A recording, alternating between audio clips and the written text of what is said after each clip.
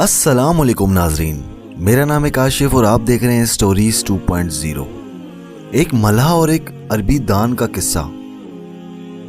मौलाना रूमी साहब का ये किस्सा रहमतुल्लाह अलैह बहुत सबक सीखने वाला है। ये छोटा सा किस्सा नाजरीन आपको बहुत कुछ सोचने पे मजबूर कर देगा।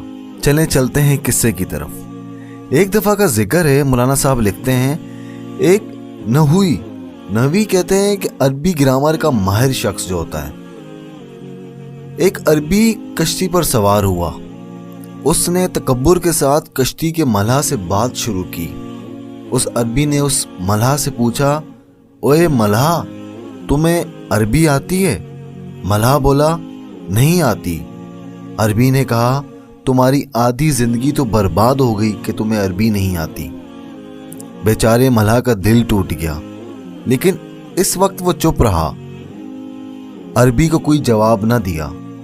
खुदा की कुदरत ऐसी गजबनाक नाजिल हुई कि आंधी आ गई दरिया में, सैलाब नुमा बारिश छा गई, दरिया में लहरें उठी और आहिस्ता आहिस्ता वो कश्ती जिसमें मल्लाह और वो अरबी सवार थे भंवर में फंस गई। मल्लाह ने ऊंची आवाज से अरबी से पूछा, तुम्हें तैरना आता है? अरबी बोला, मुझे तैरना नहीं आता।